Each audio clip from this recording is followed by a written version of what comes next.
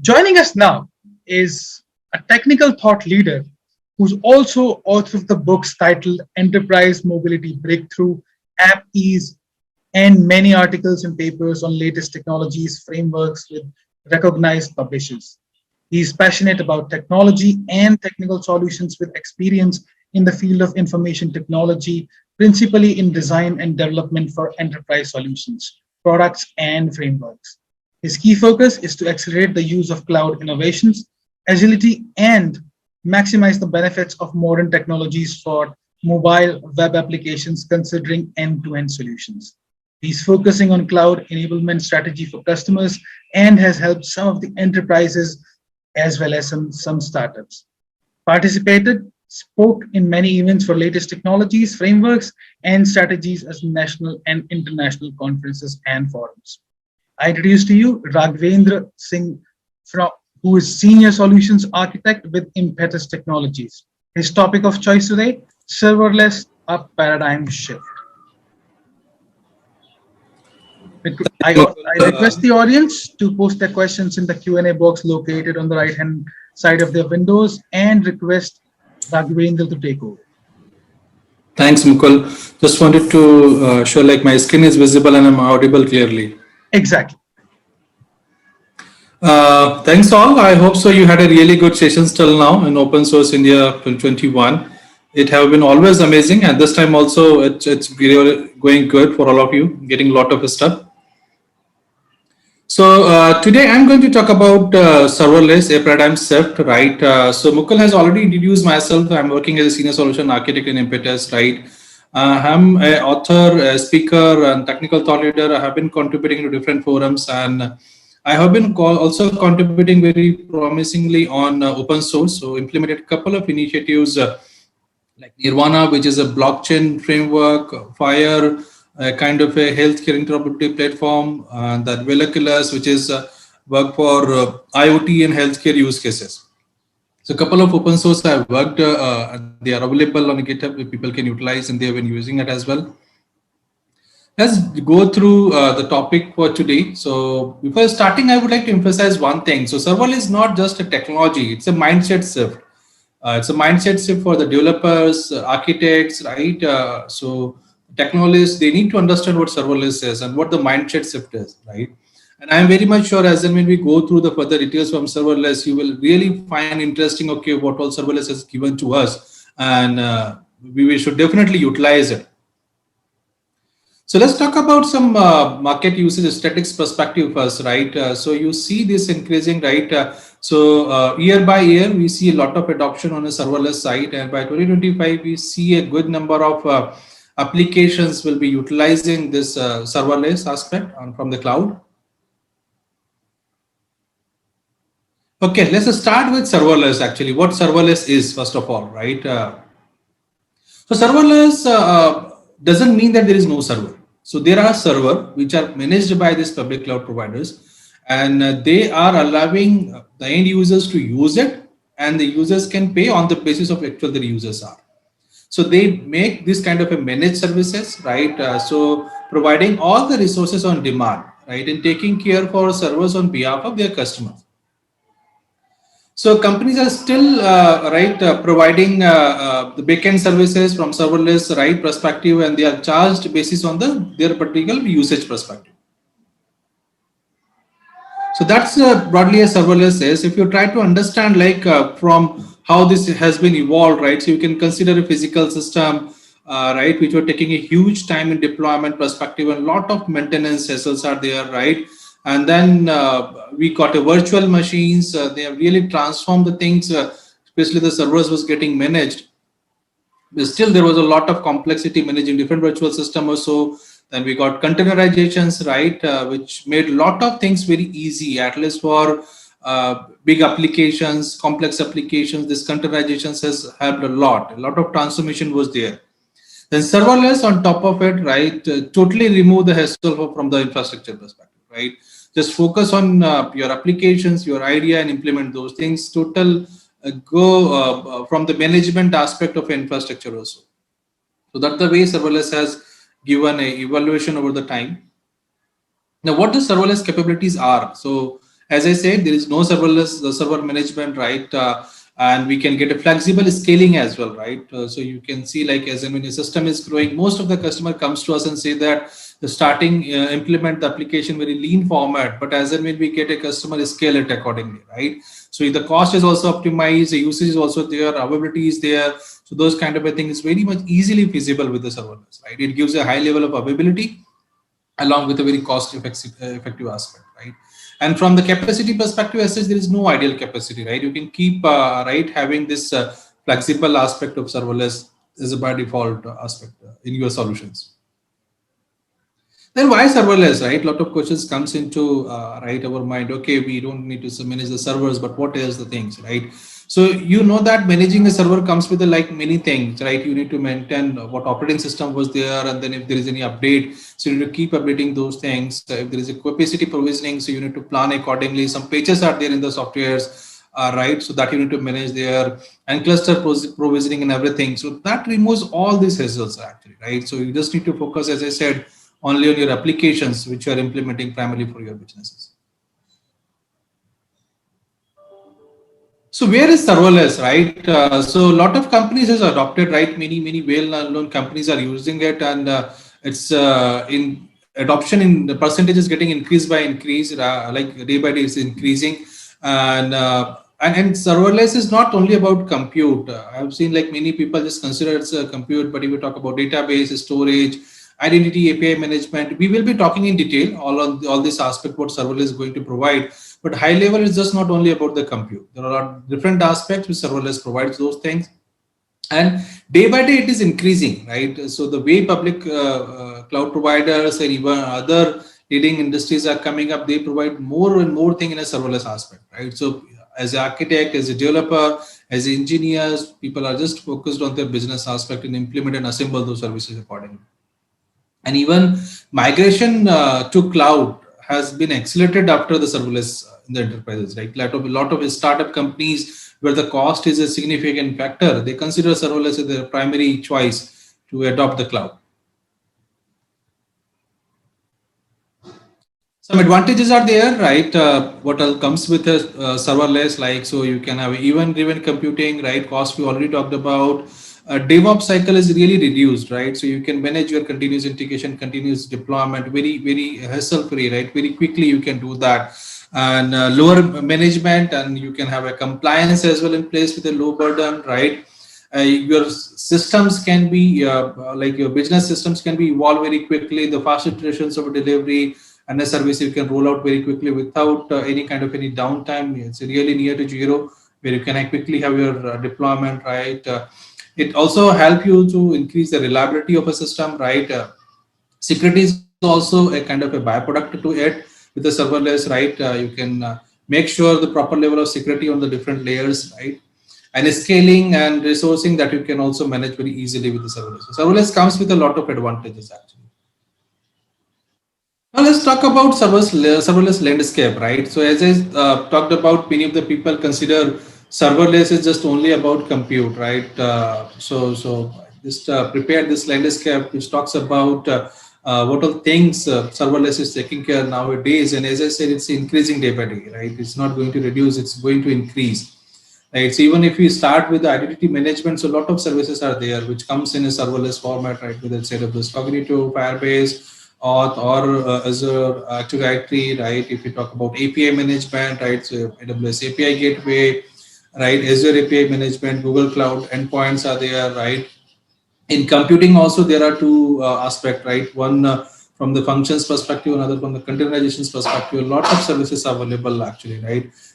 Just to like AWS Lambda, AWS Fargate, right? AWS Elastic Kubernetes services is available, Azure Functions, right? Azure Kubernetes services, Google Cloud Functions, Google Kubernetes Engine is available, right? If we talk about database, so Aurora serverless is there, which is really very powerful. Even we are using a lot of our client projects actually, right? So which comes very cost effective, very powerful Aurora serverless, right?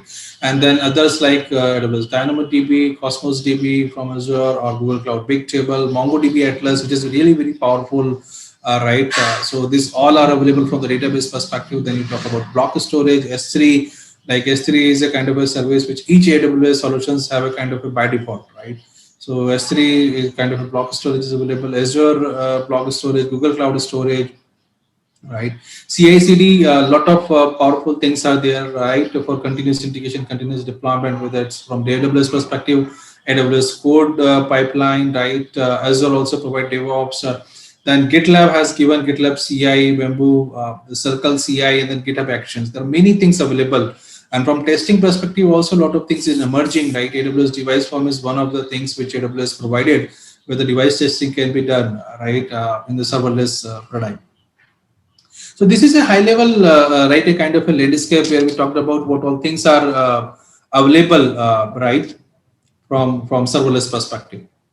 Now there is a serverless catalog, right? Let's go slightly in deep, right? What all serverless possibilities are there, as we talked about, whether it's database, computing, identity, API, block storage, serverless provides all these possibilities. So what all we can do that, right?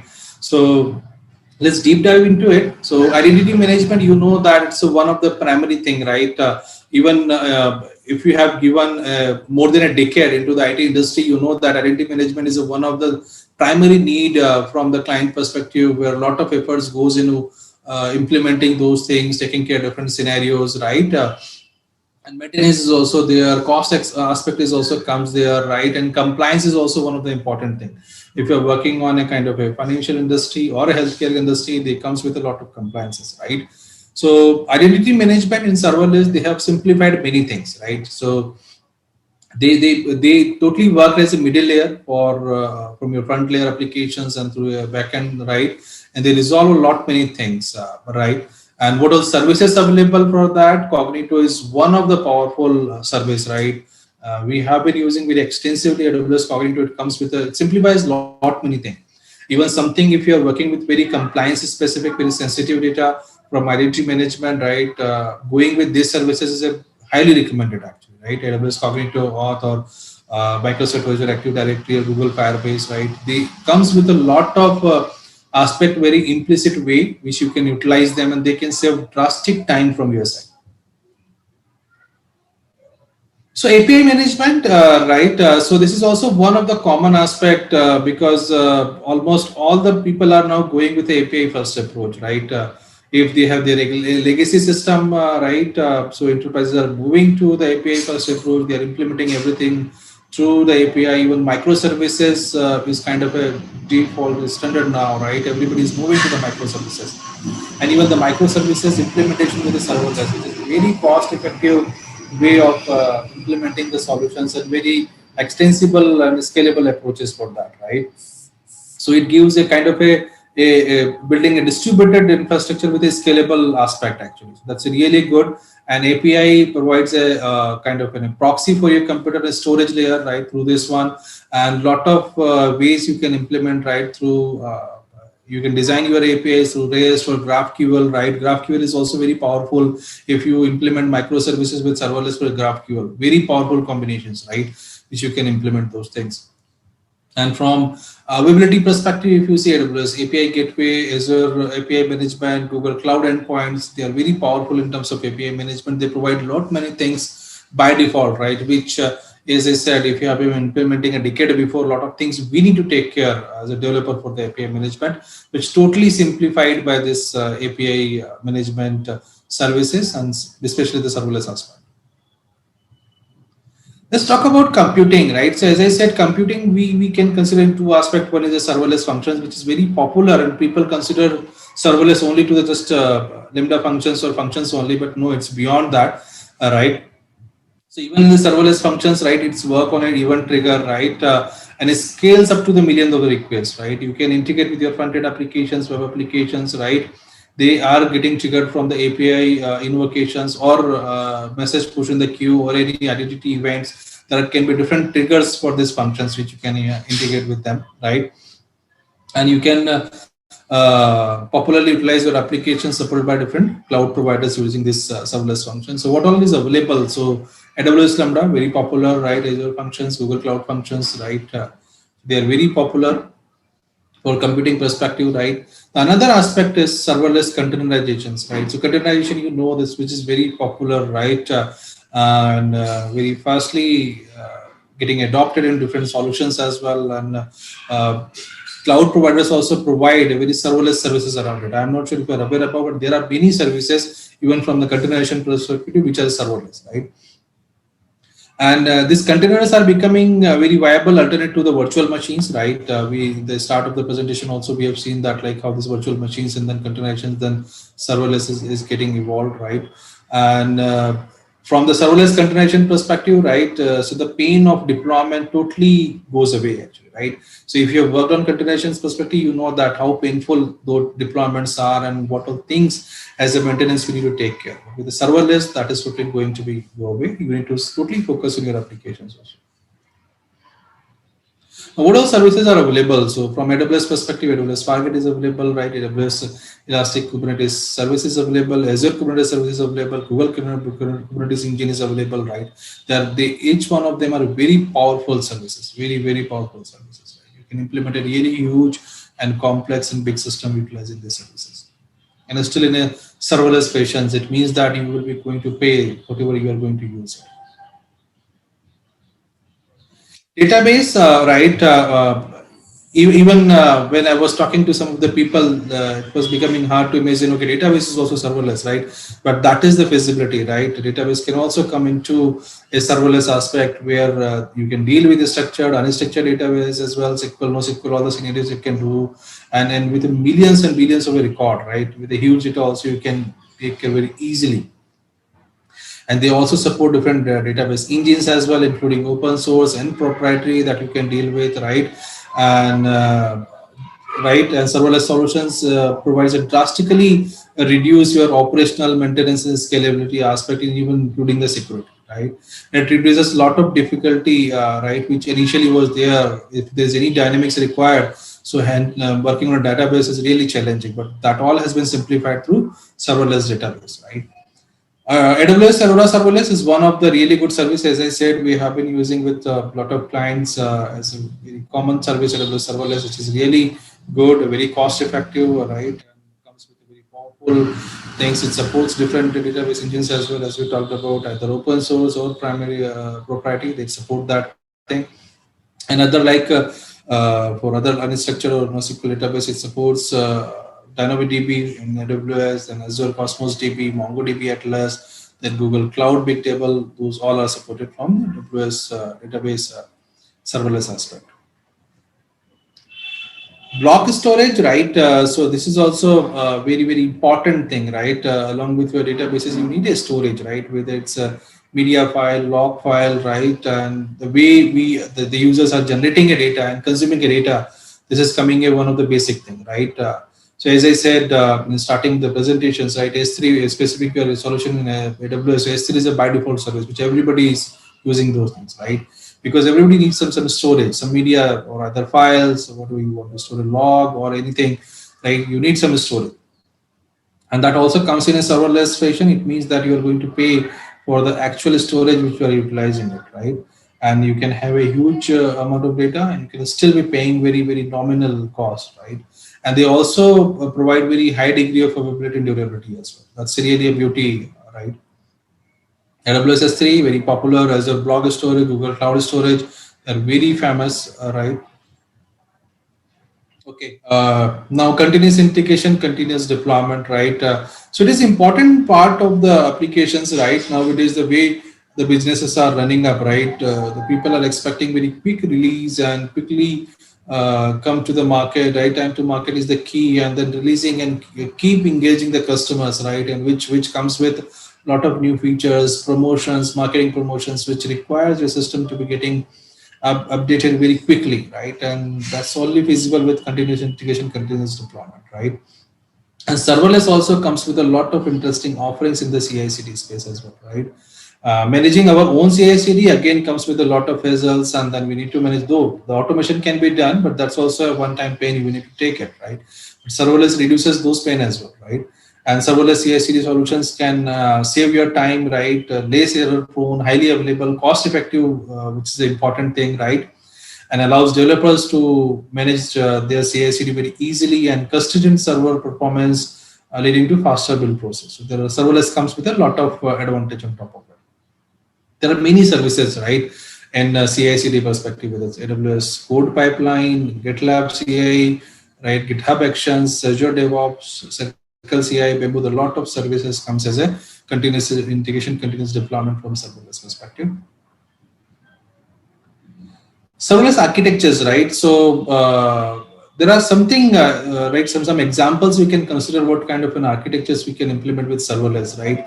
So there is a lot of people understand that okay, serverless is not for all the use cases. It is only for the particular use cases which you can implement. It can be only a part of a solution, but it's not the entire solutions. There are a lot of myths people carry specific into the serverless perspective, right? But I would like to say it's not like that, right? You can utilize serverless in the heavy way, whatever you want it to. Whether you're implementing a mobile applications, which you would like to utilize a simple API gateway, right? You're designing auth service and then NoSQL database, calling internally functions, that can be done. If you're talking about event-driven actions, right, which is getting again triggered from your any customer specific applications, that also can be done, right? If you're implementing real-time analytics also, that can also be done, right, utilizing a combination of different services and still right, having a serverless aspect that you can done, right? Having edge computing in place where you have some edge aspect to it, whether your application API gateway or cloud event sources are working on edge, which can generate some event of queue and then dispatcher and then master that can work on a worker mode with the different functions and code bases working on that. Serverless is very popular, right? It's and powerful how much you can utilize into it. Like event-driven platforms that we talked about. So even level of functions, if we talked about the functions which are primary, right, working on this computing perspective, there are a lot of triggers is there, whether it's SNS or CloudTrail or DynamoDB, S3. So you can trigger those events to it, and it will be performing, and even it can also execute into the any other services which they want to. Right, and then the Lambda execution model can also be synchronous, asynchronous, stream based, that can also be designed, right? Lambda layer has been introduced, which is really one of the powerful thing. If you want to implement some applications, right, you can implement your own database connection layers, a common generic layer for database connections, and then utilize for all the generic kind of an implementation, you can utilize the Lambda layer, right?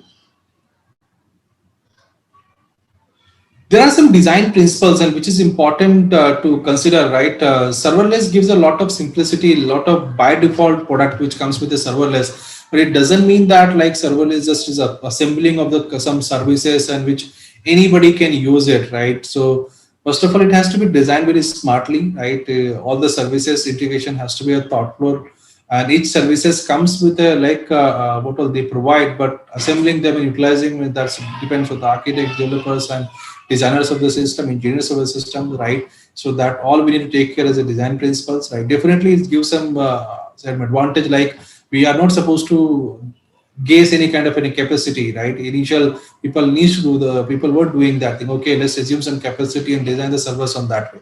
If somebody changes anything from the capacity perspective, what all parameters you consider, it requires a huge amount of rework in setting up those infrastructure again. So those kind of an hassle is totally out of the market now with serverless in a place, right? And you can test your system with a production scale system, right? Even from the starting of the day, you can have your developer environment, QA environment with the same analogy, and you can keep testing your applications on that, right? You can also automate to make architectural experimental easier, right? Something you want to experiment, right? Serverless has given that simplicity as well, and even evolutionary architectures can be implemented into it, right? So it's not like that one time I have given an architecture or system, it has to be survive from the same way in the right business from next 5 years, 10 years. That's not the case, right? People are coming with evolutionary things, right? Because the services are also evolving day by day, right? So you can also keep learning through the data. Okay, what all you are getting into production system, how further you need to evolve as architecture of a system. So keep evolving, right? Serverless comes to, as I said, you can plan your production deployment with zero downtime, right? So it also allows you to experiment such thing, keep evolving your system with the data that you are driving the business, the user behavior that you see it, right? The business behavior you see it. Accordingly, you can plan your system. So there are different things. So serverless has given new parameters for the architects, engineers, and developers to think and plan accordingly. It is not the traditional way of thinking the earlier that was. That is the reason I'm saying it's a serverless is a paradigm shift, right? Whatever, it's a mind shift basically, not only the technology aspect, right? Let's quickly talk about different myths. Though I have been giving some hints in between my presentation as well, right? So as and when I have been talking to different team members or different colleagues, right, different client team members as well, a lot of things people comes as a myth on serverless, right? So first the thing is serverless comes with a latency. So that's not the case actually, right? You can manage those things, right? Serverless gives a cost-effective solutions, right? And for that they have given some provision of implementing and utilizing those services. But it doesn't mean that it always comes with a latency. There are ways to fix those things, right? And there are ways to take care of those scenarios, right? Which has been there, but so the most of the people are not aware about those things. But there are the ways which you can deal with, right? Similarly, people have a myth about serverless is only about compute, but that's not the case actually, right? We discussed in our landscape as well as gone into deep dive into catalog as well. A lot of services are available, very powerful services are available. Even maybe you have been utilizing it, but you don't know that's a serverless service actually. And then one of the important thing where I had a personal kind of a debate as well with a couple of the architect level persons as well, like all serverless APIs are microservices. That's not the true actually, right? So all microservices are like all serverless APIs are not microservices. Microservices is an implementation approach. You can utilize serverless to implement a microservices, but saying every serverless is a microservices, that's not true. And serverless is only limited to certain use cases, right? So I have provided some slides, different architectural flavors as well, right? To talk about what all different things is possible with the serverless. It's not limited to only use cases. Okay, considering the time, right? So quickly take away. So there are many things. First thing is utilize serverless as much as you can do that. It's very powerful. Almost all the things in the implementation perspective can be taken care of from serverless. It's evolving very fast. A lot of things, new services are coming up. Even the existing landscape is very powerful, right? Which you can utilize it. And the takeaway can be for you utilizing these services, the landscape I talked about, different architectural patterns that we talked about, different myths which I clarified, right? So that all can be a takeaway for you. And you can start utilizing the serverless from the day onwards. At the last, as a conclusion, just would like to say that each business is unique as their cloud journey, right? So we need to, like, serverless services are available, but how to utilize them, how to architect them, right? How to beautifully thoughtful place them. That's all we need to learn and place into them. That's all from my side. Now I'm open for question and answers. Thank you, Raghavendra. That was a wonderful, wonderful session and superb transfer of knowledge. While you have already answered a lot of questions that were asked by the audience, one question that we would like to ask is the privacy of data being processed only as good as privacy offered by a company which offers serverless service?